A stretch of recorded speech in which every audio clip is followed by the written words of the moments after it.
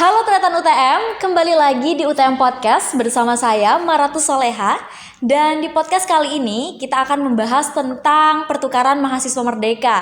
Tentunya saya tidak sendiri karena kali ini saya ditemani oleh dua orang mahasiswa yang mengikuti program ini. Halo nih. Oke. Mungkin kita perkenalan dulu nih ya biar Tretan UTM nih kenal sama kalian nih yang udah ganteng dan cantik banget hari ini, fresh banget nih kayaknya ya. Oke. Gimana nih? Mungkin bisa disebutin nama kalian terus nama panggilannya nih. Oke, dari universitas juga bisa? Boleh dari universitas. Terus asal kalian nih kayaknya jauh-jauh banget loh. Oke.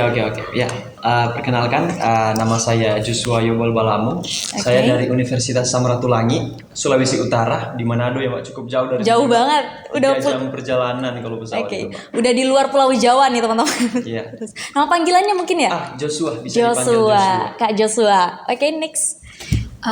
Perkenalkan, nama saya Jenny Utasoid. Saya bisa dipanggil dengan nama Jenny. JJ. Saya juga berasal dari Universitas Palangkaraya. Oke, nah satu lagi yang teman-teman mungkin ketahui nih, ini dari prodi apa nih teman-teman? Nah, kalau aku dari prodi asalku itu sastra Inggris, S1 sastra Inggris. Terus ketika pertukaran ini aku ngambilnya lintas jurusan. Aku ngambilnya psikologi.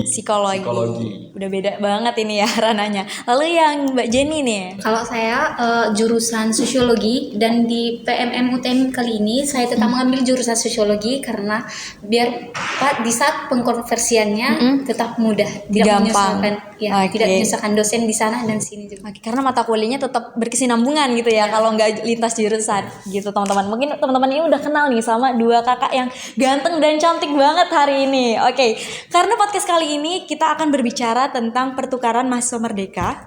Jadi yang ingin aku tanyakan nih untuk pertama ya, yaitu sejauh mana sih kalian tahu tentang PMM atau pertukaran mahasiswa merdeka? Mungkin bisa dari Kak Jenny-nya dulu nih. Kalau yang saya tahu tentang pertukaran mahasiswa merdeka ini batch-nya yang kedua ya dibukakan. Angkatan kedua gitu. Ya, angkatan kedua dibukakan oleh pemerintah. Menurut saya ini sangat baik untuk keselanjutan dari kampus-kampus lain untuk saling berkomunikasi dan membukakan ikatan biar lebih erat lagi mungkin. Oke. Untuk Kak Joshua-nya mungkin. Nah, ada tambahan yang saya ketahui ya. PMM ini udah dibuka dari tahun 2021. Masih baru. Pertama ya. Nah, untuk itu sekarang ini udah angkatan yang kedua ya. Dan sejauh ini pengetahuan saya akan PMM ini baru mulai jelas ketika saya mengikuti program ini. Waktu di tahun kemarin, informasi yang saya dapat ya hanya sekedar dari teman-teman saja yang mengikuti. Waktu itu juga saya belum mengikuti kan. Tapi ketika saya mengikuti program ini, wah ternyata sangat-sangat membuat saya bersyukur telah mengikuti program ini ya. Karena dari pemerintah sendiri ternyata sudah memberikan kita kesempatan untuk pergi ke daerah lain, ke kampus lain, untuk menimba ilmu di sana. Dan selain menimba ilmu, kita juga bisa berbagi pengalaman, bertukar pengalaman, mengenal budaya baru yang ada, dan mengetahui betapa kayanya Indonesia akan budaya. Oke, betul. Jadi kayak PMM ini semacam wadah ya untuk teman-teman mahasiswa untuk nge-explore di kampus-kampus lain, belajar di kampus lain kayak gitu. Emang keren banget nih kayaknya pemerintahnya. Oke. Nah, aku penasaran juga nih, tujuan kalian ikut PMM itu apa? Oke, siapa dulu nih? Mungkin Aku. Oke, boleh. Tujuan aku ikut PMM itu untuk menambah wawasan, memperluas pengetahuan, dan juga selain itu bersilaturahmi dengan kawan-kawan lintas suku dan budaya yang ada di daerah lainnya. Itu tujuanku, Mbak. Oke. Nambah relasi juga nih ya kan. Relasi. Temennya makin banyak dari suku manapun jadinya tambah banget. Nah, terus kalau dari Mbak Jenny nih, apa sih tujuannya? Tujuan saya ikut PMM kedua ini sesuai jurusan saya yaitu sosiologi tentang objek utamanya adalah masyarakat. Jadi saya ingin melihat masyarakat yang ada di Madura ini. Perbedaannya apa sih dengan yang di Palangkaraya, dengan suku asal saya Medan, apa sih perbedaannya? Mungkin bisa nanti saya tuangkan melalui tulisan saya nanti. Oke, jadi ini kayaknya Mbak Jenny ini kepo banget sama Madura nih kayaknya ya. Oke, selanjutnya nih. teman-teman kan udah bisa menjadi salah satu peserta yang ikut pertukaran mahasiswa merdeka. Nah tentu ini kan tidak mudah, nggak semuanya itu bisa lolos ya. Nah aku penasaran gimana sih serangkaian proses teman-teman bisa masuk atau bisa lolos menjadi salah satu peserta PMM. Gimana tuh? Mungkin bisa diceritain nih. Siapa dulu terserah? Oke, mungkin dari Mbak Jeninya. Mungkin ketika menyusun berkas ya paling susah menurut saya, karena Kenapa itu tuh? meminta tanda tangan dari pihak kampus ya, ketua jurusan, dosen pembimbing akademik, sama dengan dekan juga harus meminta tanda tangannya. Juga kita itu ngurus BPJS sama bank yang dikhususkan untuk kita nanti menerima uang dari Uang dana. pemerintah, bantuan dananya. Itu sih kayak susah banget sih ngatur-ngatur jadwal. Kita ngatur jadwal berkas ini. Juga itu akan diteliti oleh pihak PMM-nya juga. Oke, jadi berkasnya itu banyak banget gitu ya. Mulai dari tahap pertama aja udah serumit itu gitu ya. Mungkin tahap selanjutnya bisa dijelasin sama Mas yang satunya nih. Kalau aku mau nambahin ini, kan yang dari Jenny bilang tadi dari berkas ya. Nah, tapi dimulai dari proses pendaftaran. Oke. Ya, kita masuk itu di akun PMM 2 untuk mendaftar ya. Nah, ketika itu lanjut ke proses pengisian berkas. Lanjut di situ pengisian berkasnya banyak tuh. Oke. Berkas mulai dari berkas data diri, baru ACC dari kampus ya, tanda tangan ketua jurusan, ketua prodi, dan lanjut ke dekan, bahkan sampai ke rektorat ya. Itu panjang prosesnya, tapi dengan lancarnya bisa terselenggara ya semuanya, terselesaikan dengan baik. Baru lanjut juga sehabis dari proses validasi berkas, ada juga proses seleksi berkas. Jadi berkasnya diseleksi itu. Lanjut dari itu ada namanya tes kebinekaan. Nah, tes kebinekaan ini apa sih? Tes kebinekaan ini adalah tes yang bukan mau cari benar apa salahnya, tapi mau cari tahu seberapa paham atau gimana? Iya, seberapa tingginya toleransi kita akan budaya yang ada di Indonesia ini. Contoh soalnya itu kayak apa? Kayak misalnya ada satu contoh soal untuk nampaknya menempatkan kita di suatu kondisi yang ketika bagaimana sih kita kalau menghadapi budaya baru orang di daerah ini, gimana kita membawa diri kita ketika kita berada di kondisi di budaya yang berbeda. Nah, itu contoh-contoh kebinekaan kita dan di soal tes kebinekaan. Nah kan sekarang kan Kak Jenny dan Kak Joshua-nya ini sudah keterima di UTM. Nah, barangkali nih dari kakak-kakaknya ini sebelumnya milih kampus apa sih? Atau kan ada dua opsi nih kayaknya ya. Untuk PMM ini ada dua opsi teman-teman. Jadi kalau teman-teman daftar ini harus milih dua kampus. Nah, mungkin dari Kak Jenny sama Kak Joshua ini milih kampus apa aja? Nah, sebelum pilih time, Kak Jenny dulu. Kalau aku sih milihnya di Universitas Papua sama pilihan kedua di UTM. Tapi di saat waktu yang tinggal habis waktu pemilihannya, saya berpikir nggak mungkin deh di Papua, biaya hidupnya itu tinggi banget gitu. Nanti jadi nyusahin orang tua, pihak kampus juga susah kalau saya kesusahan di sana. Jadi saya pilih UTM aja karena memadai gitu. PIC-nya juga baik-baik, menjelaskan sangat baik. Ketika kita chat dari WA, fast respon banget. Baik banget sih PIC-nya. Oke, jadi pilihan pertamanya tadi UTM dan pilihan keduanya Papua. Nah, kalau Kak Joshua-nya nih? Kalau aku tuh pertama kali milih universitas ya. Nggak ada itu langsung kepikiran untuk UTM kan. Ya karena dari Sulawesi Utara agak jarang gitu. Jarang tahu berarti ya. Jarang tahu untuk menuju Madura. Yang di pilihanku itu yang pertama aku mau ambil universitas yang ada di Yogyakarta. Baru yang kedua ada di Surabaya sini. Ya di pusatnya lah. Tapi udah full kuota. Nah, kuotanya udah terpenuhi. Lanjut. Ada dapat katalog universitas yang kuotanya masih tersedia. Salah satunya Universitas Trunojoyo Madura. Nah, lanjut dari situ aku searching dulu, aku cari tahu dulu informasi-informasi dari universitas ini, bagaimana kehidupan di lingkungan kampusnya, bagaimana masyarakatnya, terus juga yang paling penting biaya hidup. Nah, Kayak- biaya hidupnya di sini. Itu yang paling urgent kayaknya. Iya. Nah, ya, terus gue pikir-pikir bagus juga sih yang di sini. Oke. Pilih deh untuk sebagai pilihan pertama Universitas Trunojoyo Madura, dan yang kedua ada juga universitas satunya di Surabaya. Oke, nah seperti itu ya.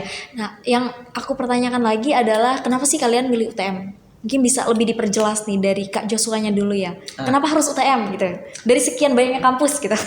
Dari sekian banyaknya kampus, kenapa UTM? Nah, yang pertama karena UTM itu jauh dari Sulawesi Utara. Oke. Kata dekan di fakultas aku, kalau mau ikut pertukaran mahasiswa, cari aja yang jauh-jauh. Jangan yang dekat-dekat. Toh. Jangan nanggung ya. Jangan nanggung. Cari yang jauh-jauh. Terus aku pikir dari sini ke Surabaya itu cukup jauh loh. Oke. Sebenarnya udah jauh itu ya. Jauh. Jadi gue pikir perbedaan budaya, bahkan untuk daerah yang dekat saja itu udah beda. Apalagi yang jauh. Ketika aku ngambil yang jauh, akan ada banyak hal yang baru yang bisa saya dapatkan di situ. Untuk bisa diceritakan nantinya tuh untuk kembali. Nah, itu pilihan Karena jawaban. Madura ini jauh gitu ya. Jadi Jauh. tertarik banget buat mempelajari segala beluknya di UTM kayak gitu. Nah, kalau Kak Jenny-nya sendiri kenapa nih milih UTM? Aduh. Saya memilih UTM ini karena mungkin ini daerah Jawa ya. Saya juga penasaran dengan daerah-daerah Jawa ini karena mungkin di semua tempat kayak makanan khasnya itu kan ada sate Madura nih. Oke. Di Palangkaraya juga ada sate Madura. Ada sate Madura. Di Sumatera Utara juga ada sate Madura. Oleh karena itu saya ingin ke Maduranya langsung merasainnya. Oke, jadi kalau Kak Jenny ini gara-gara sate Madura makanya milih UTM kayak gitu ya, penasaran. Habis ini kita langsung beli sate ya kan. Oke, selanjutnya nih, sejauh mana sih kalian ini mengenal UTM? Nah, tadi kan teman-teman udah mungkin berkeliling-keliling di UTM ya. Mungkin juga teman-teman ini sudah googling sebelumnya atau gimana. Nah, sejauh mana sih teman-teman itu mengenal tentang Universitas Trunojoyo Madura? Nah, oke. Dari saya dulu ya, Mbak. Oke. Oke, boleh. Sejauh mana saya mengenal UTM? Kalau sampai sekarang, jawaban saya belum banyak. Karena masih baru nih. Masih baru, belum juga masuk kampusnya, Mbak. Iya, masuk kampus. belum mulai ya. Tapi untuk lingkungannya, mulai dari lingkungan kampus, kehidupan mahasiswanya, itu kalau dari penilaian saya sangat baik, Mbak. Sangat baik. Kehidupan organisasi-organisasinya, lingkungan kampus itu terasa sekali, Mbak. Hidup sekali, Mbak. Organisasi mahasiswanya seperti itu ya. Iya, yang ada di sekitaran taman tuh, Iya. yang sering naruh-naruh logo sama benderanya gitu. Oke. Nah, UKM biasanya. UKM itu. Oke. Hidup sekali, Mbak, di sini. Sangat bagus. Bagus. Kalau Mbak Jenny nih, UTM itu seperti apa sih di matanya Mbak Jenny? Kalau di mata saya sih UTM ini universitas yang sangat baik ya. Selain dosen-dosennya welcome banget ke kita, peduli. Kalau seperti teman saya yang sakit semalam, Oke. ada 2 dosen langsung membawa ke rumah sakit, ke puskes ya terdekat. Sigap banget ya. Sigap, ya. Itu the best banget sih menurut saya. Terus mahasiswa sama mahasiswanya juga enak diajak ngobrol, ramah-ramah, lembut banget suaranya, beda sama orang saya kayak orang Medan ya, kayak lembut banget, Oke. halus kayak gitu. Terus udaranya juga enak sih. Oke, cocok berarti nih. Ya, cocok banget. Cocok. Nah, mungkin yang ingin saya tanyakan lagi nih Kak. Ketika teman-teman sampai di UTM, nah kan tentu teman-teman ini kan sebelumnya berekspektasi nih, waduh UTM tuh kayak mana ya, UTM itu pasti kayak gini ya. Nah, setibanya di UTM nih kemarin ya, tiba di UTM, nah itu gimana nih, sesuai gak sama ekspektasi teman-teman? Nah. Dari segala sisi lah pokoknya, gimana? Mungkin dari Kak Jenny dulu. Kalau ekspektasi saya sih nggak terlalu tinggi, nggak terlalu rendah juga, biasa-biasa aja dan sesuai. Karena kakak tingkat saya ada di Brawijaya, kakak kelas tingkat saya. Jadi saya tanya, kalau Universitas Trunojoyo itu masih bagus, tapi jauh dari kota-kotanya, jadi susah waktu belanja gitu. Mungkin nanti kamu naik Gojek disarani. Memang betul. Ada. Pas mau belanja, saya mau belanja, saya harus naik Gojek. Kayak gitu.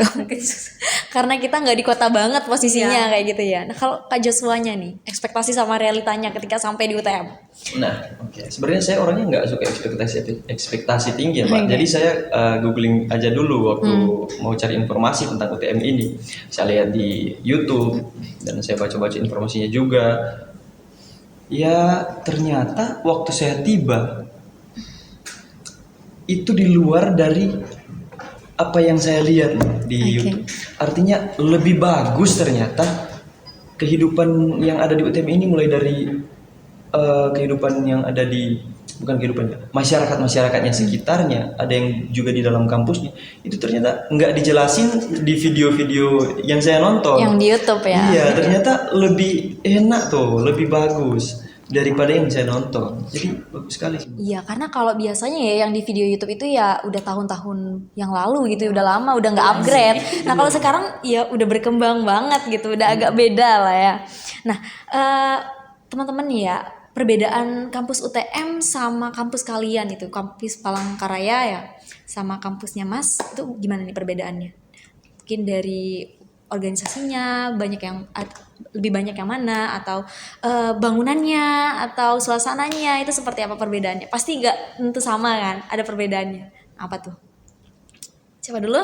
Saya. Oke, jadi Kalau perbedaan kampus UTM ini dengan kampus saya, Universitas Palangkaraya, mungkin dari segi bangunannya. Kalau kami itu kayak pisah-pisah loh fakultasnya, jadi berjauhan. Contohnya fakultas saya itu kayak di ujung gitu, sedangkan yang lainnya agak di ujung juga. Jadi kayak bersilaturahmi juga susah kayak gitu. Oke. Kalau di sini kan dekat-dekat. di sini emang mepet-mepet gitu ya, Tapi di enak, sebelahan gitu. iya, rapi, susunan di sini juga rapi, enak dipandang gitu.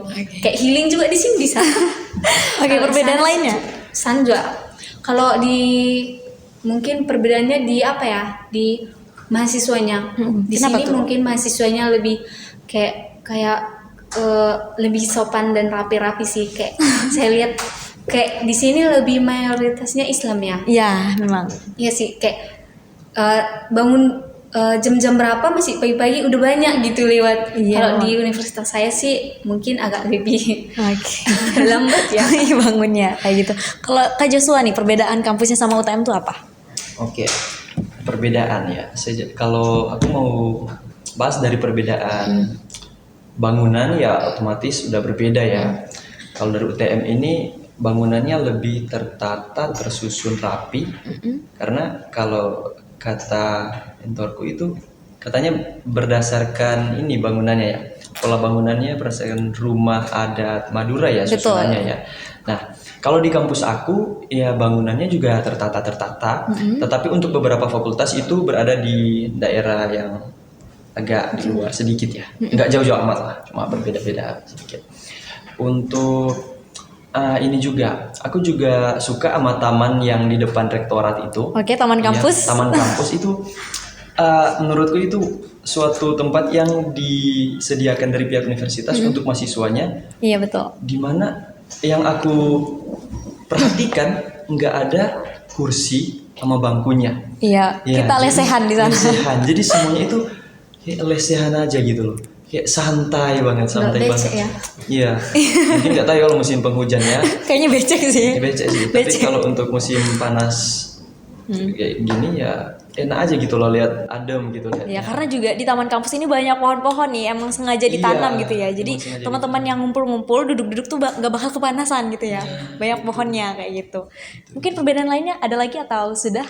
Kalau perbedaan yang lain itu UKM-nya. UKM. UKM-nya di sini kalau tiap kali aku lewat di taman kampus, itu mereka selalu ada di iya, di taman kampus, terus ngumpul, terus pada kayak ngobrolin diskusi-diskusi Iya. gitu. Jadi kita yang kayak mau nyari UTM ini atau UTM itu udah ada di situ. Udah loh. ada memang. Jadi nggak susah aksesnya. Kalau untuk kami yang di Samratulangi ya saya ya, itu UKM-nya itu ada tempat-tempatnya sendiri loh. Jadi kalau mau datang ke UKM ini harus ke sini kayak gitu. Oh, Iya. kalau di sini mungkin ada ruangannya, itu disebutnya sekret kayak gitu, Oh. sekber itu ada Iya, memang. Cuman terlepas dari kita punya ruangan atau enggak, kadang kan teman-teman pengennya yang sejuk-sejuk gitu, pengennya di luar di alam aja. Jadi kadang ngumpulnya itu di taman kampus atau di sekitar gedung pertemuan kayak gitu yang di depan yang warna putih. Kadang di situ juga teman-teman kayak gitu sih, nggak cuman di taman kampus. Oke. Oke, teman-teman di sini udah berapa hari?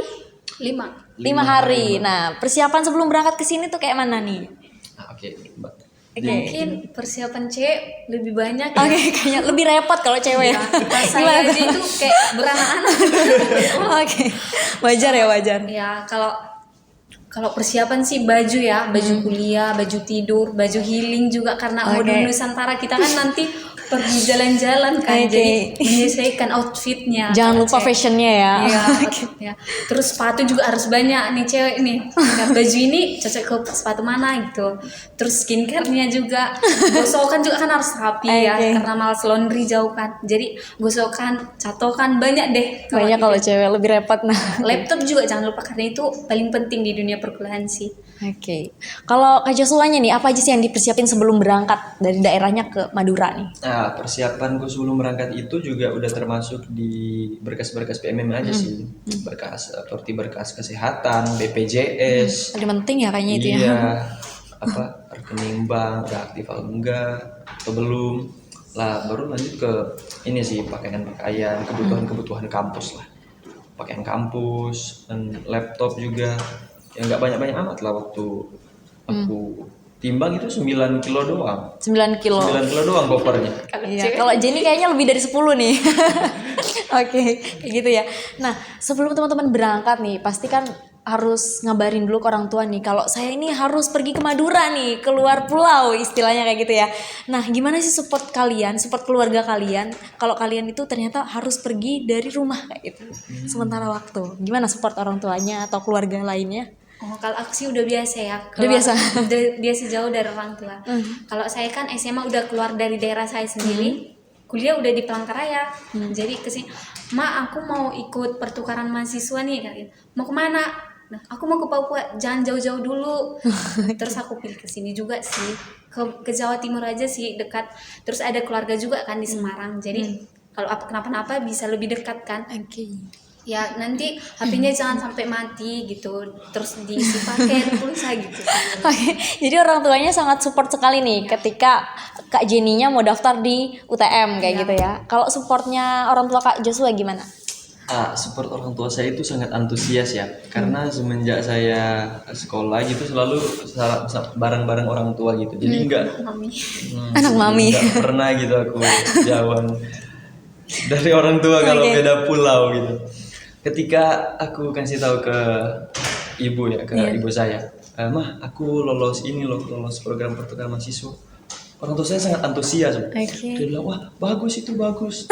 Gak apa-apa. Kalau dari orang tua saya itu malah mereka ngedukung ya? Ngedukung untuk saya mencari pengalaman baru di daerah yang lain gitu. Ya, sangat antusias lah mereka gitu, sangat-sangat mendukung. Berarti alhamdulillah nih ya, keluarganya sangat support, sangat ngedukung anaknya buat berproses di universitas lain kayak gitu ya, untuk belajar di Universitas Trunajaya Madura. Nah, balik lagi ke awal mungkin ya, kita ngobrol-ngobrol tentang prodi. Nah, tadi kan Kak Jenny-nya prodi sosiologi dan diterima di UTM ini prodi sosiologi juga. Sedangkan Kak Joshua tadi prodinya sastra Inggris, betul ya? Betul. Oke, diterimanya di psikologi. Iya. Nah, untuk Kak Joshua nih, yang lintas jurusan nih, ternyata bisa ya lintas jurusan untuk program PMM. Bisa. Nah, itu gimana sih Kak Joshua kok berani untuk lintas jurusan gitu? Karena ini kayaknya dari sosiologi, dari sastra Inggris, dari sastra Inggris ke psikologi ini kan udah beda banget gitu ya. Kok berani, terus gimana nih? Persiapannya Kak Joshua. Oke.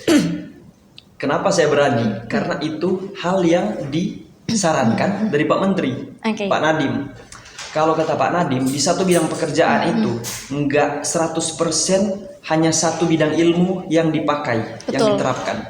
Ada sekitar 3-4 bidang ilmu yang akan kita aplikasikan nantinya di suatu pekerjaan itu. Contohnya ketika kita di public human relationship ya, humas, itu bukan hanya bidang manajemen aja kan, tapi ada komunikasi, ada psikologinya juga. Jadi lebih dari satu bidang yang harus kita pelajari. Nah, kenapa saya berani ngambil psikologi sementara di kampus asal saya itu saya sastra Inggris loh. Karena selain saya belajar bahasa Inggris ya, bahasa Inggris menurut saya bahasa yang penting ya, untuk komunikasi dunia luar juga, internasional itu penting.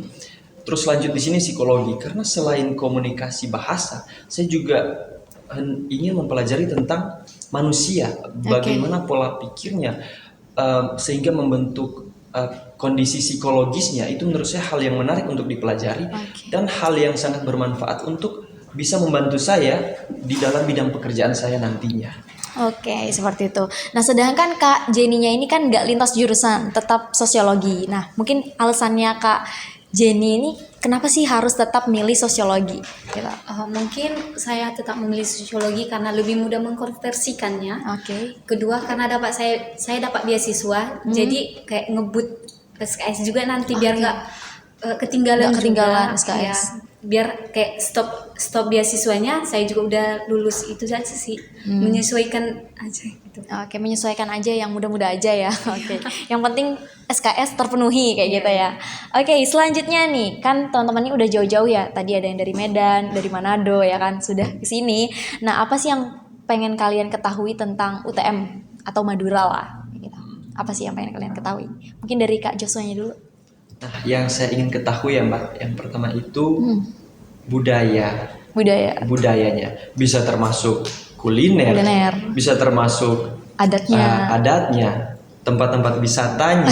Nah, itu ya jadi paling yang saya ketahui selain saya menimba ilmu di sini tuh Mbak. Itu sih. Kalau Kak Jenny-nya, apa sih yang pengen Kak Jenny tahu tentang Madura atau UTM sendiri? Sama juga sih sama Kak Joshua tentang kebudayaannya juga, tentang gimana sih cara ngomongnya ini, logatnya lebih halus banget gitu. Oke, jadi Kak Jenny sama Kak Joshua ini belum pernah sama sekali ke Madura gitu ya? Ini first time. Iya, Oke, pertama tapi kalau kali. ke Pulau Jawa sudah belum? Udah. Kalau belum. Hanya pas transit ke Jakarta udah lanjut lagi. Oke, berarti ini first time banget gitu ya kalian datang ke Pulau Jawa kayak gitu ya, khususnya di Pulau Madura. Oke, sebelum berakhir nih mungkin kita bisa tanya-tanya dulu kesan kalian ketika sampai di UTM. Gimana? Kesan kalian? Kesan aku waktu datang di UTM ini pertama dari perwakilan kampusnya dulu, dari waktu tim penyambutnya datang. Itu mereka sangat hangat gitu sambutannya. Aku sangat hangat sekali sambutannya. Baru waktu sampai di universitasnya ya kesanku ya itu yang tadi udah aku bilang, sangat baik kehidupan kampusnya, organisasinya, UKM-UKM-nya itu sangat terasa, sangat hidup. Jadi kesanku itu sangat baik waktu datang di sini. Oke, kalau Kak Jenny? Gimana? Kalau kesan saya sih ketika pertama disambut sama mentor saya juga, sama beberapa kakak-kakak yang lain juga sangat baik, diarahkan sampai langsung dikasih makan. Tahu sekali mereka kalau kami di perjalanan lapar. Terus Bu Pipit selaku PAC-nya sangat baik, sangat welcome kepada kami. Satpamnya juga baik-baik sekali. Oke, nah selanjutnya nih mungkin ada nggak sih pesan untuk mahasiswa yang mengikuti PMM juga untuk teman-teman yang lainnya itu gimana? Kedepannya seperti itu. Mau dimulai dari mana nih Mbak? Dari Kak Joshua dulu. Oke. Untuk teman-teman yang mengikuti UTM ya. PMM. Itu saran saya, gunakan kesempatan ini sebaik-baiknya. Selagi kita mencari ilmu, kita juga bersilaturahmi. Dan selagi kita mencari bersilaturahmi, kita juga bisa berbagi pengalaman, bertukar pengalaman dengan teman-teman yang lain, agar kita memperkaya pengetahuan kita akan betapa banyaknya, betapa kayanya budaya Indonesia ini. Kita menjadi multikulturalisme lah. Ya, kalau Kak Jenny, mungkin ada nggak pesan? Sih, walaupun anak cewek, anak terakhir, anak pertama, tetap gas aja sih kalau tentang pendidikan. Oke. Karena Pendidikan yang paling utama. itu pertama. Jadi nanti kita walaupun udah jadi cewek, jadi istri, terus kita punya anak nih. Kita nanti yang memberikan pendidikan pertama. Pendidikan pertama untuk anak kita gitu ya. Jadi nggak usah ngebut soal cinta deh. Ngebut pendidikan itu paling penting sih. Pendidikan yang paling pertama gitu ya. Oke. Sebelum berakhir nih, terakhir ya, harapan untuk PMM UTM seperti apa? Mungkin dari Kak Jenny dulu. Apa ulang? Harapan untuk PMM UTM. Oke. Mungkin harapan saya sih tetap lanjut ya, tetap mempunyai mentor-mentor yang baik hati, yang welcome kepada setiap mahasiswa-mahasiswinya.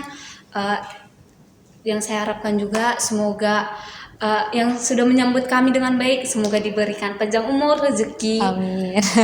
Selalu sehat, selalu bisa ketemu kembali lagi di suatu saat nanti. Oke, kalau Kak Joshua? Kalau harapan saya semoga PMM angkatan kedua kali ini dapat berjalan dengan lancar, sehingga kita yang mengikuti yang di angkatan yang kedua ini bisa mendapatkan memori yang indah untuk diingat, dikenang, dan penuh makna ketika diceritakan nantinya. Sehingga slogan yang dari PMM-nya sendiri, bertukar sementara bermakna selamanya. Itu terpatri bagi kita ya. Oke. Gitu sih. Oke, gitu teman-teman. Itu adalah bincang-bincang santai kita terkait pertukaran mahasiswa merdeka atau PMM. Saya Martu Soleha selaku host pamit undur diri. Sampai jumpa di podcast berikutnya. See you.